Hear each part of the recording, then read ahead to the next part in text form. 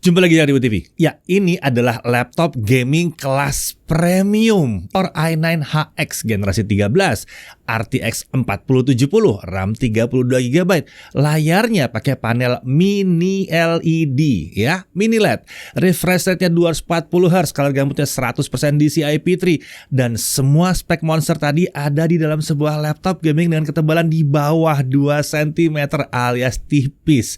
Ya, ini adalah HP Omen Transcend 16.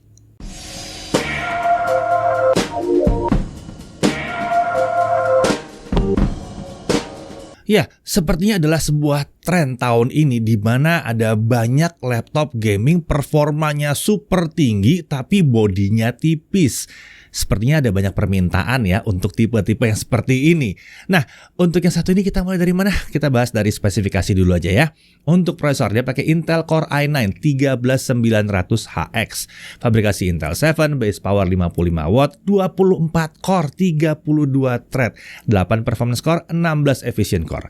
Maksimum turbo frekuensinya ada di 5,4 GHz dan dia punya 36 MB Intel Smart Cache. Integrated graphics-nya namanya adalah Intel UHD Graphics, tapi basisnya sih Iris yang baru ya sebetulnya ya. Dia punya 32 execution unit dan dia sudah support QuickSync dan AV1 juga. Untuk RAM dia pakai 32GB DDR5 5600 dual channel. Ya, ini kelebihannya si Core i9 generasi 13 seri HX. Dia support RAM DDR5 sampai 5600 MHz. Untuk yang selain HX supportnya di 4800 atau 5200. Tentunya bentuknya SODIMM. Ada 2 keping di sini karena ada 2 slot di sini. Jadi kalau rasanya kurang tinggal diganti aja lalu di-upgrade. Bisa. Untuk SSD 1 TB SSD NVMe PCIe Gen 4. Sayangnya di sini belum ada slot untuk storage tambahan. Untuk GPU dia pakai Nvidia GeForce RTX 4070 laptop GPU. Ini arsitekturnya adalah Ada Lovelace, fabrikasi 5 nanometer, punya CUDA core sampai 4608. Untuk VRAM-nya ada 8 GB GDDR6 dengan memori bus 128 bit. Maksimum TGP-nya yang satu ini di 130 watt. Dan tentunya dia juga sudah mendukung berbagai fitur terbaru Nvidia seperti DLSS 3 dan Ray Tracing. Pada software Omen Gaming Hub terdapat opsi graphics switcher untuk mengubah mode GPU. Itu ada hybrid, di sini integrated graphics dan discrete GPU aktif bersamaan, ada discrete. Nah, di sini hanya discrete GPU aja yang aktif. Untuk wireless connectivity dia pakai Intel Wi-Fi 6E AX211. Tentunya Wi-Fi-nya udah 6E, gigabit Wi-Fi dan Bluetooth-nya pakai versi 5.3 dan kapasitas baterainya nyaris mentok di 97 Wh. Untuk OS seperti biasa dia pakai Windows 11 Home. Nah, bodinya nih form factor-nya adalah clamshell atau laptop klasik. Materialnya magnesium alloy, bukan polikarbonat ya. Untuk warna shadow black dan untuk desain rasanya kami nggak nemu ada corak yang gaming banget di laptop ini selain lampu RGB yang ada di keyboardnya. Desainnya simple, minimalis, mirip seperti seri Omen 16 tahun yang lalu ya. Ini membuatnya punya kesan profesional. Perbedaan yang paling signifikan terlihat di sini adalah logo Omen yang digunakan. Kalau yang dulu itu pakai logo diamond, yang satu ini hanya menggunakan teks Omen berwarna hitam gelap. Nah, untuk dimensinya panjangnya 35,7 cm, lebar 26,9 cm dan ketebalan hanya 1,98 cm. Ini tergolong tipis untuk ukuran sebuah laptop gaming. Apalagi mengingat Omen 16 tahun lalu punya ketebalan di 2,3 cm. Untuk bobot laptopnya aja di 2,29 kg dan chargernya adalah 695 gram. Jadi total kalau dibawa-bawa adalah 2,9 kg. Untuk display atau layarnya ini adalah panel mini LED atau mini LED. Ya, nggak salah. Ini bukan IPS tapi mini LED ya. Ini punya keuntungan di sini kalau dibandingkan dengan layar IPS. Seperti tingkat kecerahannya sangat tinggi. Di laptop ini bahkan janjinya adalah up to 1180 nits. Kontras rasionya juga lebih tinggi dibandingkan panel IPS. Nah, ini adalah layar berukuran 16 inci dengan resolusi 2,5K atau 2560x1600, aspek rasio 16:10. Refresh rate 240Hz dan berdasarkan pengujian kami, gamut coverage-nya ada di di 98,7% DCI-P3 dengan gamut volume di 108,2% DCI-P3. Peak brightness di kondisi indoor itu kita dapatkan di 839 nits. Nah, di sini dia pakai lapisan anti glare, jadi nyaman digunakan, nggak banyak pantulan-pantulan cahaya yang mengganggu.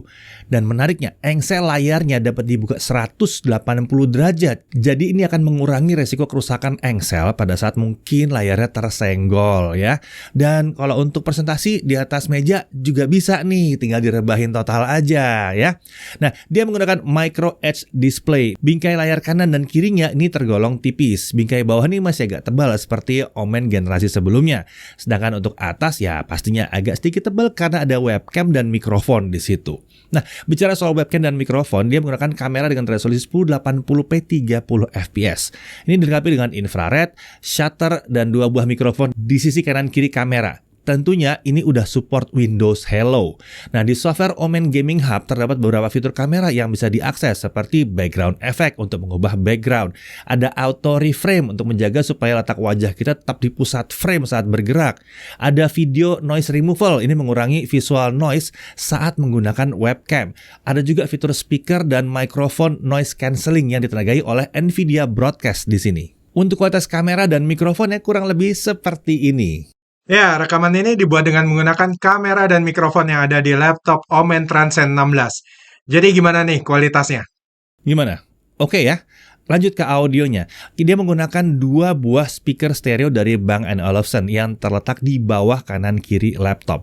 Suara yang dihasilkan speaker laptop ini udah tergolong lantang ya. Kualitas suaranya juga memuaskan dengan suara yang terdengar jernih dan punya detail yang bagus.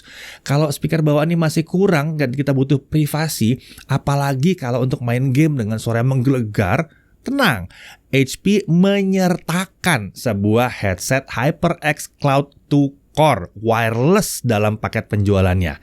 Iya, ini adalah headset gaming tanpa kabel, jadi nyaman nih kalau kita main game ya. Uniknya, modul receiver headset tersebut ternyata sudah ditanam langsung di dalam bodi laptop, jadi nggak perlu nyolok ke USB lagi. Jadi saat headset dinyalakan dan masuk ke mode pairing, laptop akan langsung mengenali sinyalnya dan akan terhubung secara otomatis. Saat headset dimatikan, audio output akan kembali otomatis ke speaker laptop. Jadi kalian nggak perlu ribet-ribet ngubah pengaturan audio di laptop lagi. Untuk kualitas suara headset ini, wah ini udah nggak usah dipertanyakan ya, karena ini datang dari HyperX. Mau main game, nonton film, dengerin musik, suara yang dihasilkan tuh memuaskan banget. Apalagi kalau butuh bass yang lebih bertenaga dibandingkan speaker laptop. Wah, ini mah mantep banget. Selain itu, headset ini juga punya mikrofon yang bisa dilepas. Jadi nggak mengganggu saat dipakai kalau kita lagi nggak membutuhkan mikrofon. By the way, sadarkan kalian ya bahwa HyperX itu adalah brand di bawah HP juga. Oke, sekarang kita lihat konektornya. Di kanan ada satu USB 3.2 Gen 1 yang 5 Gbps. Dan di kiri ada 2 Thunderbolt 4 yang udah support power delivery, DisplayPort 1.4, dan penggunaan perangkat-perangkat yang berbasis Thunderbolt.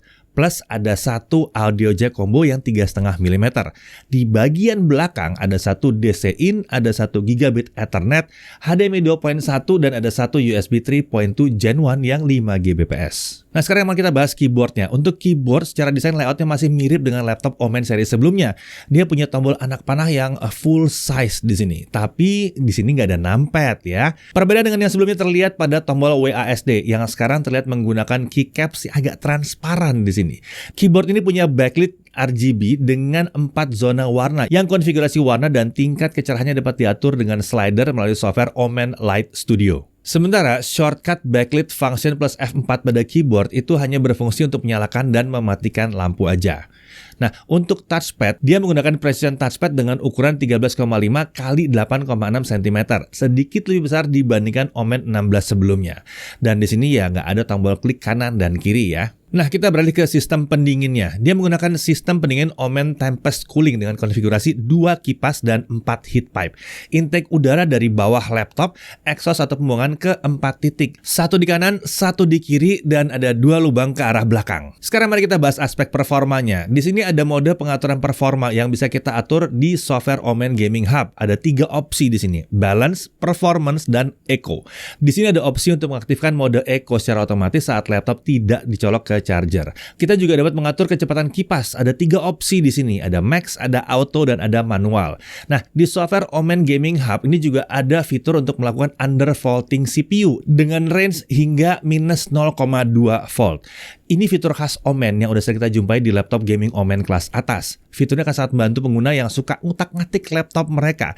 Karena pada dasarnya undervolting akan menurunkan nilai voltase prosesor yang pada umumnya akan memberikan suhu kerja lebih rendah, membuat CPU-nya nggak gampang throttling. Hasilnya, kalau sukses, performanya bisa lebih tinggi dan laptopnya juga bisa lebih stabil.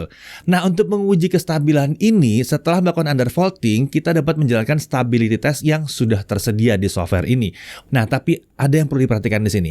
Hasil undervolt itu bisa berbeda untuk setiap prosesor. Jadi otomatis untuk setiap laptop, bukan tipe laptop, setiap laptop hasilnya akan bisa berbeda. Karena karakter silikon setiap prosesor itu bisa berbeda-beda kalau sudah kita push ke sisi ekstrimnya. Ya, meskipun resikonya rendah ya, praktek ini sebetulnya mirip seperti overclocking yang juga memiliki resiko di mana kestabilan bisa jadi turun. Dan kalau kestabilan turun, kita akan dapat blue screen. Jadi ingat, do it at your own risk. Oke, kita lanjut untuk cek konsistensi performanya pakai Cinebench R15. Kita looping 20 kali. Di mode balance dengan fan auto, skor tertinggi ada di 4091 poin. Sementara dengan mode performance dengan kipasnya di max, kita lihat skornya mencapai 4173 poin. Nah, untuk skor yang bisa dipertahankan di mode balance memasuki run kelima itu stabil di 2700 sampai 2900 poin. Sementara di mode performance sampai run ke-10 skor masih ada di 4000 sampai 4100 poin. Masuki run ke-11 dia akan turun ke kisaran 3900 sampai 4000 poin. Nggak jauh juga sih turunnya. Oke, sekarang kita bahas suhu kerjanya. Di mode performance terlihat bahwa suhu stabil di kisaran 80 sampai 90 derajat Celcius dengan sesekali spike ke 93 derajat Celcius.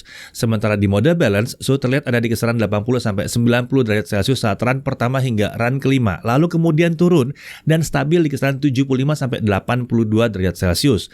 Dengan sesekali dia spike hanya ke 89 derajat Celcius saja. Jadi bisa dilihat meskipun laptop ini ketebalannya ada di bawah 2 cm, dia mampu membuang panas dari CPU dengan optimal dan menjaga suhu prosesor agar tetap ada di batas yang sangat aman. Masih ingat ini pakai Core i9 yang HX? Oke, sekarang pasti ada yang bertanya-tanya, kalau pakai undervolting gimana? Nah, kita iseng. Kita coba undervolt CPU-nya dengan setting manual ke minus 0,075 volt. Ya, jangan dihajar langsung paling rendah ya. Dengan mode performance dan fan max, kita dapatkan bahwa skor yang dapat dipertahankan saat menjalankan Cinebench R15 selama 20 kali ada di kisaran 4000 sampai 4100 poin. Dan skor ini sangat-sangat stabil. Dan suhu kerjanya bagaimana? Nah, di sini unik. Kita undervolt, tapi suhu terendahnya itu naik ke kisaran 85 derajat Celcius. Nah, untuk suhu tertinggi masih tetap sama di 90 derajat Celcius. Yang penting performanya kan di sini jadi sangat konsisten dan suhu tertingginya tetap nggak bablas sampai 100. Jadi undervoltingnya mantep hasilnya. Tapi karena nggak semua orang bisa memperoleh hasil yang sama dengan kami, jadi pengujian akan kita lakukan tetap di mode performance dengan kecepatan kipas kita pasang di maksimal ya. Kita mulai dari Blender 3.4.1 barbershop render ya. CPU render selesai dalam waktu 17 menit 36 detik. GPU render dengan CUDA itu 2 menit 35 detik. Untuk suhu kerjanya pada saat GPU render dengan CUDA terlihat bahwa suhu CPU tergolong aman di 70 sampai 85 derajat Celcius dan suhu GPU dari kisaran 60 sampai 70 derajat Celcius. Kita lanjut ke Adobe Premiere Pro CC 2023, video 4K 60 yang 2 menit 7 detik. Dengan software only selesai dalam waktu 7 menit 20 detik. Dengan CUDA selesai dalam waktu 1 menit 46 detik. Nah, kalau 1080p 60 fps software only cuma 1 menit 45 detik. Pakai CUDA, wah hanya 30 detik aja di sini. Suhu kerja saat render 4K dengan CUDA kita lihat bahwa CPU-nya aman di 65 sampai 81 derajat Celcius. Sementara GPU dari kisaran 60 sampai 70 derajat Celcius saja. Lanjut ke DaVinci Resolve 18.1. Nah, ini software video editing profesional tapi kita ambil versi gratisnya. Kita pakai video yang sama dengan durasi 2 menit 7 detik. Untuk 4K 60 selesai dalam waktu 2 menit 49 detik. Ini Kenceng banget sih ya.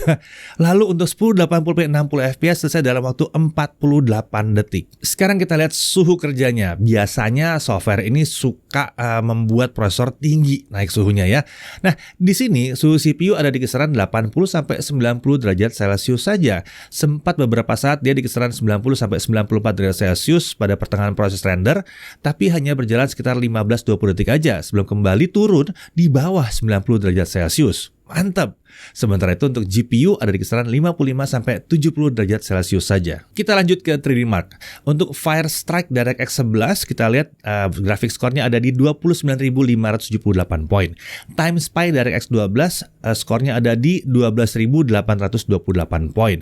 Untuk suhu kerja di Firestrike Stress Test, GPU-nya itu stabil di 75 sampai 87 derajat Celcius. Sekarang kita masuk ke gaming ya. CSGO 2560x1600 settingnya di low, kita dapat 360 sampai 500 fps. Untuk Dota 2 2560x1600 fastest screen render di 100% kita dapat 90 sampai 180 fps. Lanjut ke God of War 2560x1600 setting di ultra, DLSS di quality kita dapat 60 sampai 70 fps. Shadow of Tomb Raider 2560x1600 highest, ray tracing di high, DLSS di quality dapat 70 sampai 100 fps. Hogwarts Legacy 2560x1600 ultra, ray tracing high, DLSS quality dapat 50 sampai 70 fps. Assassin's Creed Valhalla 2560x1600 ultra dapat 60 sampai 80 fps. Nah, saat main game yang satu ini selama 30 menit terlihat bahwa suhu CPU ada di kisaran 85 sampai 89 derajat Celcius. Sementara GPU ada di 85 sampai 87 derajat Celcius. Untuk suhu permukaannya selama kita bermain setengah jam di sini, area permukaan tombol keyboard di sisi kiri ada di kisaran 36 sampai 40 derajat Celcius. Area keyboard sisi kanan di kisaran 36 sampai 42 derajat Celcius. Area tengah keyboard ada di kisaran 40 sampai 46 derajat Celcius. Dengan titik terpanas di sela-sela tombol K dan M yang mencapai 47 derajat Celcius. Untuk palm rest ada di kisaran 30 sampai 34 derajat Celcius. Kita lanjut ke storage test. Kecepatan baca dari SSD-nya adalah 6.882 MB per second dan kecepatan tulisnya ada di 5.298 MB per second. Bukan SSD PCIe Gen 4x4 paling kencang yang pernah kita lihat, tapi udah deket banget dengan yang paling kencang dan kecepatan tulisnya udah lumayan kencang di sini ya. Nah, sekarang mari kita uji baterainya. Dengan setting brightness di sekitar 150 nits dengan volume suara di 25%, kita lihat untuk video playback 1080p ya. Kita masih bisa dapat sekitar 5 jam. Ini adalah performa baterai yang sebetulnya layak untuk dimaklumi ya, karena performanya tinggi dan layarnya juga ya ini layar resolusi tinggi dengan mini LED 240 Hz. Rasanya ya 5 jam masih oke lah tadi ya. Nah, untuk charging 30 menit pertama baterai terisi 53%. Sementara itu dari kosong sampai penuh butuh waktu 2 jam. Jadi waktu pengisian di 30 menit pertama itu sangat kencang. Tapi memang dari kosong sampai penuh itu terhitung normal di kisaran 2 jam. Oke, harganya. Ingat, ini sebuah laptop premium dengan layar premium, dia tipis, dia tidak terlalu berat juga ya. Nah, untuk harganya adalah di kisaran Rp43.999.000. Ini sudah termasuk Omen Gaming Backpack. Iya, dapat backpacknya. Headset wireless HyperX Cloud 2 Core. Iya, headset ini yang ini headsetnya aja nggak dapat 500.000 ya. Lalu ada Microsoft Office Home and Student 2021 dan ada Windows 11 Home juga tentunya. Nah, dia juga dapat garansi resmi dari HP Indonesia selama 2 tahun lengkap dengan Accidental Damage Protection. Nah, Accidental Damage Protection di sini mengcover segala kerusakan yang disebabkan oleh ketidaksengajaan pengguna, termasuk jatuh nggak sengaja, ketumpahan air, korsleting ya. Sedangkan untuk kerusakan yang tidak di-cover itu adalah kerusakan seperti korosi, kena cairan berbahaya, bencana alam, kecelakaan, dicuri, ya jelas itu tidak di-cover. Nah, klaim ADP ini bisa dilakukan dengan membawa unit laptop beserta KTP dan invoice pembelian ke service center HP terdekat. Ini berlaku untuk 1 kali penggantian spare part per tahun, dan karena garansinya 2 tahun, jadi total bisa 2 kali perbaikan dengan ADP ini ya. Dengan syarat total biaya perbaikan tidak melebihi harga laptopnya sendiri. Nah, oke, kita masuk ke hal yang perlu diperhatikan. Yang pertama, suhu permukaannya itu agak tinggi saat digunakan untuk bermain game dalam jangka waktu yang lama. Tapi tenang, karena suhu tertinggi ada di daerah yang tengah-tengahnya keyboard. keyboard, jadi jarang kesentuh juga sih sebetulnya. Selain itu, kita juga masih bisa mengubah mode performa ke balance dengan kecepatan kipas maksimal. Jadi suhu permukaannya di situ lebih rendah karena CPU dan GPU-nya juga lebih rendah di situ. Kemudian perhatikan juga ini bukan laptop yang daya tahan baterainya luar biasa awet panjang gitu ya. 5 jam udah oke sih sebetulnya, tapi memang ini bukan laptop yang aman dibawa kemana-mana tanpa charger. Dari sisi menariknya, prosesornya sangat kencang ya. Dan ini cocok digunakan untuk multitasking. Mau main game kompetitif atau game e-sports lancar, ratusan FPS dihajar sama dia. GPU-nya ini kencang banget pakai RTX 4070 ya. Bisa mainin semua game AAA dengan sangat lancar, bahkan di resolusi 2,5K-nya. Dan kualitas grafis high, nggak ada masalah. Untuk content creation, edit video, 3D modeling, nggak ada masalah, nggak usah nambah-nambah external GPU, masih kencang di sini. Karena RAM-nya juga udah 32 GB DDR5 5600 dual channel, siap pakai banget. Storage-nya juga tergolong kencang dan cukup lega dengan 1 TB ya. Dimensi laptopnya ini tergolong tipis untuk performa yang ditawarkan, di bawah 2 cm loh ini. Layarnya udah pakai panel yang keren, pakai mini LED di sini. Resolusi layarnya udah 2,5K, punya color gamut 100% DCI P3, brightness-nya juga tinggi di sini, refresh rate juga 240 Hz. Jumlah konektornya juga tergolong melimpah. Mau pasang beberapa monitor eksternal untuk multitasking? Bisa, nggak masalah. Lalu pengaturan performanya cukup lengkap di software Omen Gaming Hub. Bahkan ada opsi undervolting juga di sini. Suhu kerja CPU dan GPU juga tergolong oke, terjaga di sini ya. Lalu konektivitasnya juga lengkap. Bonus kemudian juga menarik ya. Yang paling menarik ada headset wireless yang pairingnya sangat mudah dan berkualitas. Kemudian masih ada garansi 2 tahun yang dilengkapi dengan accidental damage protection. Nah, jadi laptop ini cocoknya buat siapa? Nah, pertama untuk kalangan gamer yang mau mencari perangkat gaming kencang tapi lebih mudah dibawa-bawa karena dimensinya yang cukup tipis. Cocok banget yang satu ini. Untuk content creator, nah kalian yang butuh perangkat mobile, yang satu ini layarnya udah keren banget. Performanya udah tinggi dan lagi-lagi cukup compact, cukup slim untuk dibawa kemana-mana. Untuk pekerja kantoran yang nyari laptop buat kerja tapi butuh yang performanya super tinggi, mungkin sekalian mau dipakai gaming ya, atau mungkin pekerjaan kantornya butuh performa yang tinggi juga ya. Nah, ini akan jadi cocok banget. Bahkan kalau mau diajak meeting pun masih terlihat profesional yang satu ini. Jadi, kalau yang dicari adalah sebuah laptop berperforma tinggi, layar keren, dan dimensinya wajib lebih tipis dari laptop gaming pada umumnya, ya sepertinya si HP Omen Transcend 16 ini sangat layak untuk dipertimbangkan. Saya Deddy Irfan, Jagat TV.